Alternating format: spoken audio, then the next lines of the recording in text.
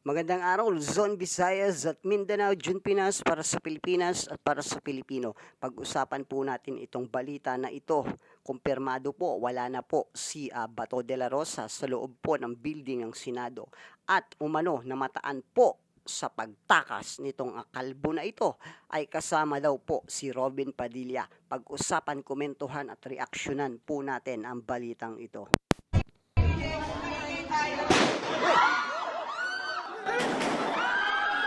Bago sumiklam ang gulo sa Senado, Ayan po yung stage show nila. Alam naman po nating mga taong bayan kung ano po ang nasa likod ng kaganapan po dyan sa putukan sa loob ng Senado. Hindi naman po tanga ang mga mata ng taong bayan. Hindi po kayo makakaligtas sa mga mata ng taong bayan. Kaya wag nyo na po kaming gaguhin dahil hindi po uubra yan. huling nakita ng media si Senador Ronald Bato de la Rosa pasakay ng elevator sa second floor kasama si Senador Robin Padilla. Nang humupa ang gulo, dumating sa Senado si Interior Secretary John Vic Remulla at nakipagpulong sa mga senador.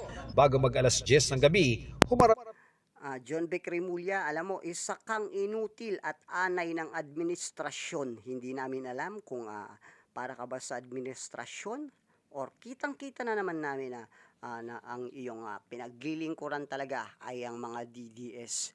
Meron po ba, meron pong kumalat o na lumabas na mga photos o pictures po nito nila Remulla at ang mga senators or Duterte senators nagkakainan, nagtatawanan pa po. Yan po ba ang isang reaksyon ng isang tao na nanganganib po ang buhay?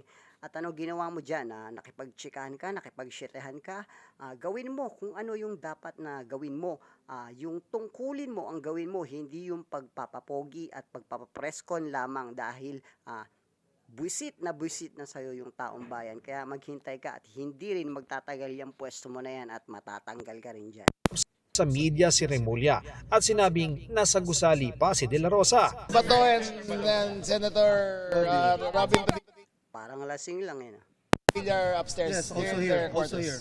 Senator De La Rosa has been informed No? that we are doing a sweep of the building.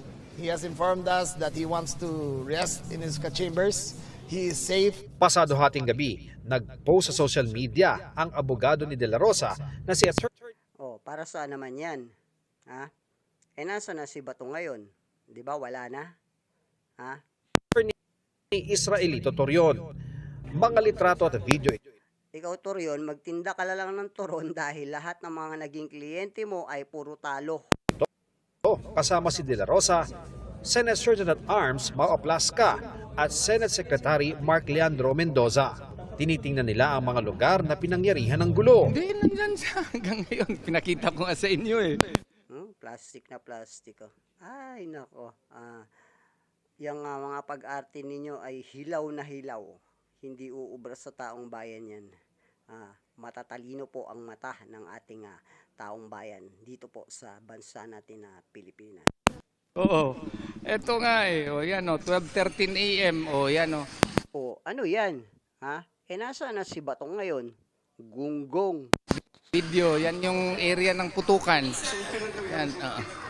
Yan yung area na ginawa ninyong stage show ng inyong mga moro-moro para gaguhin ang taong bayan at para lituhin ang mga mainstream media at mga vloggers po dyan. Yan. As of maybe 1 a.m. or something, I was still here. Nandyan pa naman siya. Pero pumugong ang balita Nandyan naman siya. Ngayon, nasa na siya? wala na sa Senado si De La Rosa nang tanungin ang kanyang mga abogado. Attorney-client privilege po.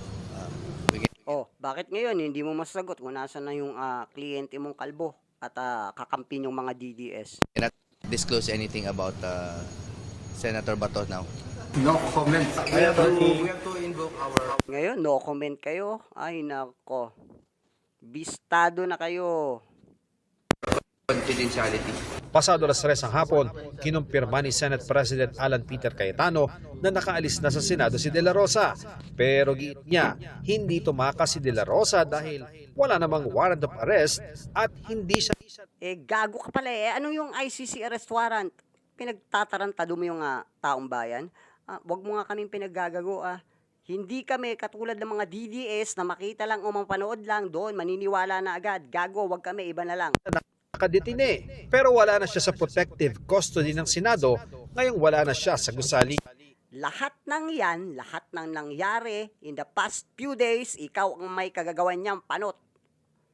Hintayin mo, baka sa Lunes, wala ka na rin dyan sa pwesto mo. Masyado kang hayok sa kapangyarihan, ginawa mo lahat. In Philippine history, ikaw lang ang nakagawa niyan sa loob ng Senado. Ikaw lang. Nung naupo ka, nagkaganyan na ang Senado, ang nangyari sa loob ng Senado. Walang hiya ka, mahiya ka sa taong bayan, halatang halata ka, nagalit ka pa doon sa interview nung tinatanong kung stage ba yung nangyaring putukan. Gago, wag kami, iba na lang. Voluntary siyang umalis. What we're protecting actually is the sanction. Bugok talaga to. Anong voluntary? May ICC warrant nga. At yung NBI, tinanggalan nyo ng permiso para bantayan niyang o hulihin niyang pugante na yan. At kayo po ang nagkanlong dyan. Kaya kayo po ang may pananagutan dyan. Gago, panot. Of the Senate, hindi siya. Like any other citizen, he has his rights. As a person, as Alan Cayetano, as a lawyer, I'll protect his right kahit As a lawyer, as a liar, gago. saan siya. As Senate President, I'm protecting the integrity ng Senate. Na kung mag-aaresto ka dito, dapat legitimate. Kahit gaano kakatalino, hindi ka uubra sa mata ng taong bayan. May makakapansin at makakapansin sa lahat ng panloloko mo. Tarantado ka. Dapat coordinated. Batay sa resulta ng investigasyon sa mga pangyayari ayon sa isang source, nakaalis ng Senado si De La Rosa bandang 2:30 ng madaling araw. Kasama niyang lumabas sa Senado si Senador Robin Padilla, bagay na kinumpirma. Ito guys, dapat mapanagot din itong tarantadong mayabang na senador na to. Kasi siya, masyadong umepal. Wala kasing utak yan eh. Hindi niya alam na pwede siyang madamay sa ginawa niya sa pagtulong diyan sa pagtakas kay Bato de la Rosa. Gunggong kasi yan, tanga. Pampelikula ka lang, hindi ka pang Plaska. Sabi lang namin na after po na nakaalis sila, na Ito, isa pa tong sinungalang itong Plaska na to. Tauhan to ni Bato eh. Nadulas na po ito. In-interview po ito ni Mel Chanco. Nagkakabulol-bulol nga po ito eh. Nai-stack up. Hindi po makasagot yung tinatanong po ni Mel Chanco. Magano pa yan. Buffering yung utak niya. Hindi po siya makasagot agad. Alam po talaga. At halatang nagsisinungaling po siya. kasama po niya si Senator Robin Padilla na sumakay na sasakyan at lumabas po sa premises ng Senado. Ayon sa source, patay sa report, nakasaad na kasama pa raw ni De La Rosa sa kanyang opisina sa 5th floor sina Senador Padilla at si Aplaska. Naunang lumabas si Padilla ng opisina at sinundan ni Aplaska bandang 2:20 ng madaling araw. Nakasalubong pa raw ni Aplaska ang isang opisyal ng PNP at sinabing matutulog na raw si Senador Bato. Nagpaalam daw si De La Rosa na pupunta lang sa comfort room pero nalaman ng security niya na sa Gago ka, Aplaska. Hintayin mo kapag napalitan ulit yung Senate President dyan sa Senado, yari ka, gago ka, tanggal ka. Madadamay ka rin dyan sa mga karaguhan ng mga hayop na DDS na yan.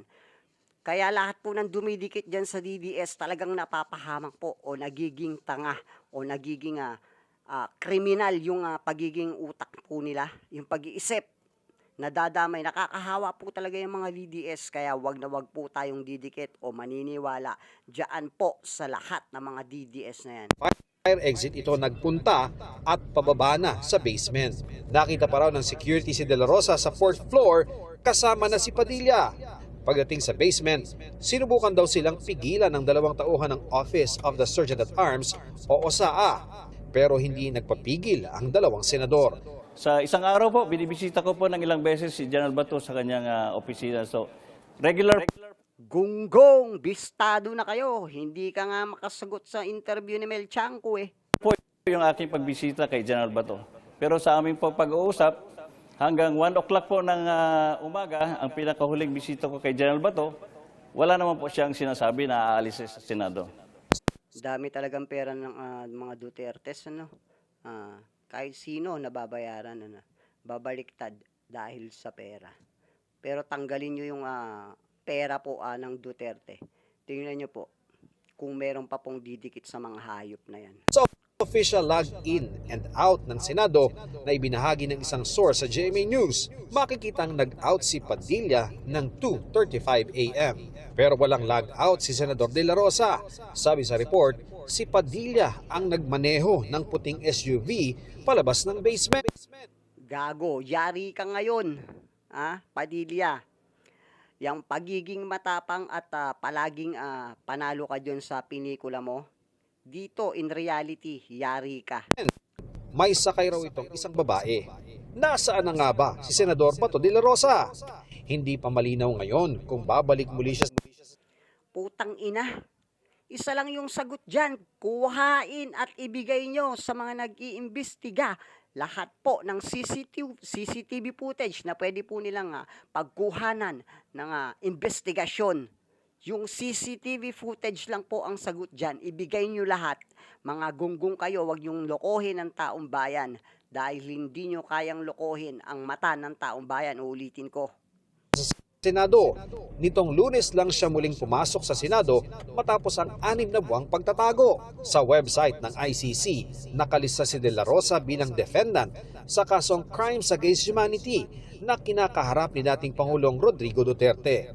At Ayan, kinakanlong nyo, isang fugitive na kriminal. Ang alam ko po, ang mga kriminal po na nagtatago sa ating batas ay sa bundok o sa gubat po. Nagtatago. Pero ngayon po, iba na po, kanina lang 4:30. Sa Senado na po, hindi na po sa bundok, sa Senado na po. Well, anyway guys, ano pong komento at reaksyon nyo po dito sa balitang ito? Pakilagay na lang po ang inyong mga komento dyan sa ating comment section sa baba. Araw-araw po ako nag-upload ng aking videos about po sa politics, commentaries, reaction para po mabigyan po kayo ng mga bagong balita. Maraming salamat po. God bless po. Mag-ingat po tayong lahat.